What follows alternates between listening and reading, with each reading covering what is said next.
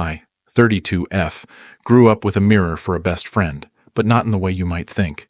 It wasn't vanity. It was trying to understand what was so wrong with my face that my Aunt Judith felt the need to comment on it at every family gathering for 20 years.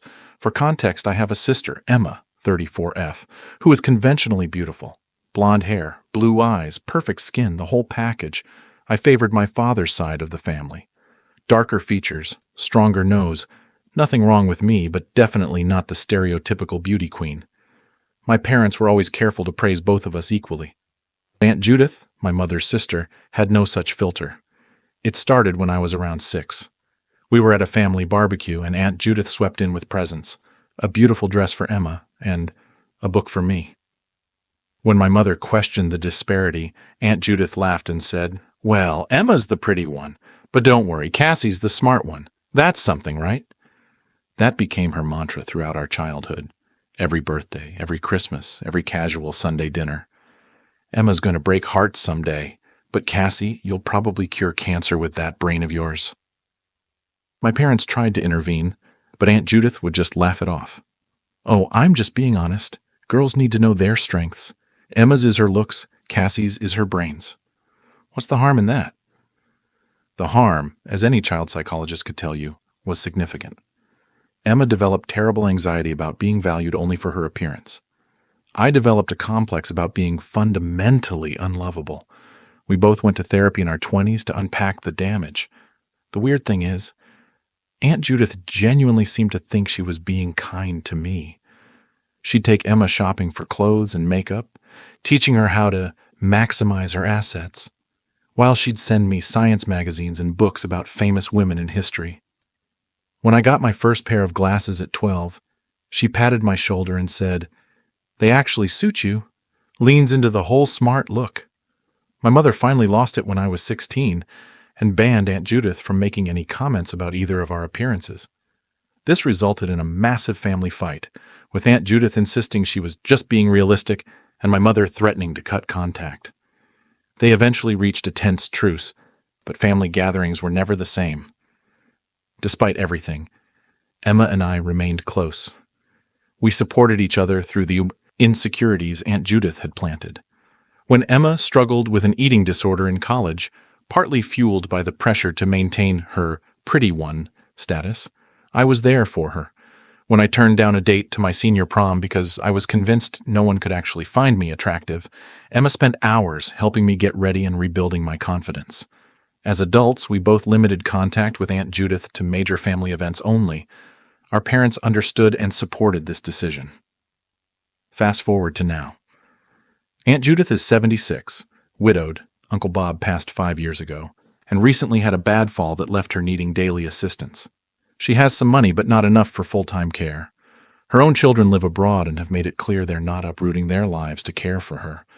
Last month, she called Emma and asked if she would consider moving in to help her just until she gets back on her feet. Emma politely declined, citing her job and family responsibilities. She has 2 young children. According to Emma, Aunt Judith was understanding on the phone, but later sent a nasty email saying Emma was just as shallow as she always feared and was only interested in preserving her looks rather than helping family. 3 days later, I got a call. "Cassie, sweetheart," Aunt Judith said in that syrupy voice I remembered from childhood. "I've always said you were the one with substance in the family. The one with real character.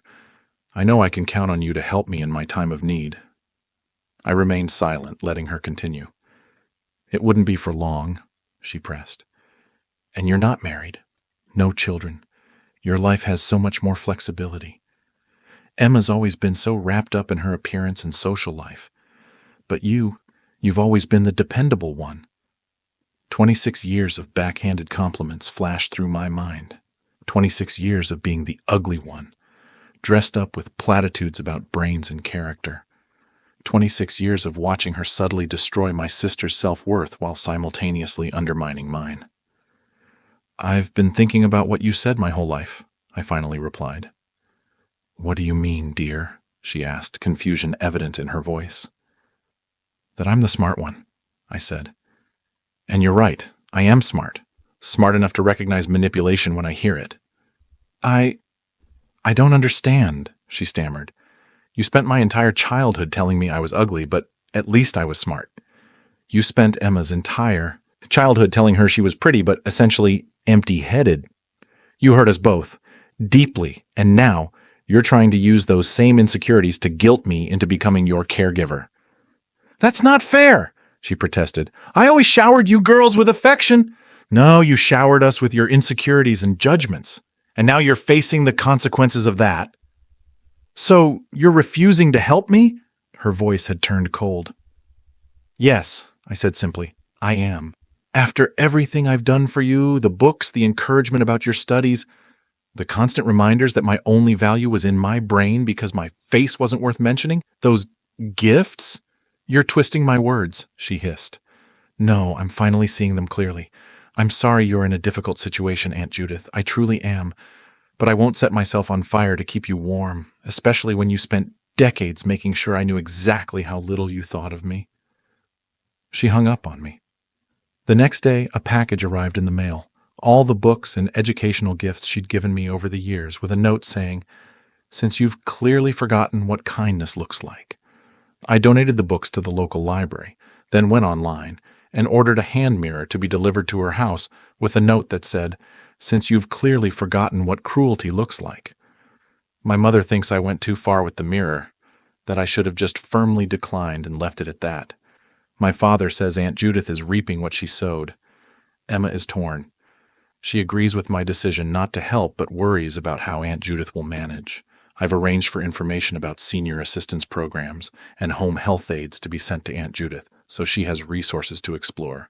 I'm not leaving her completely stranded, but I will not be her caregiver, and I will not pretend that our past doesn't matter. So, Reddit, am I the a-hole for refusing to help my aunt after how she treated me, and for sending that mirror as a final statement? Edit. Wow, this blew up overnight. Thank you for all the responses. To answer some common questions, yes, Aunt Judith has other family members she could ask for help, but apparently I was her first choice after Emma because I'm so reliable and don't care about going out. Her words to my mother. No, my cousins, her children, won't be coming back to help. They have their own complicated relationships with her and made their boundaries clear years ago. For those asking about my career, I'm a clinical psychologist, specializing in childhood trauma and family dynamics. The irony is not lost on me. Some have asked if she ever apologized for how she treated us. No, she hasn't. The closest she came was telling me at my college graduation that she was surprised by how nice I looked in my cap and gown, followed by, "I guess some people are just late bloomers." So, not an apology. Update. After reading everyone's comments, I reached out to an elder care service in Aunt Judith's area and paid for a consultation to help her explore her options. I didn't do it anonymously. I wanted her to know that while I won't be her caregiver, I'm not vengeful enough to leave her with no support whatsoever. She sent me a stiff thank you note that said, "I suppose this is the best I can expect from you." Progress? Maybe. Or maybe just more of the same. Either way, I've done what I can while maintaining my boundaries, and that's all anyone can ask. Am I the a-hole?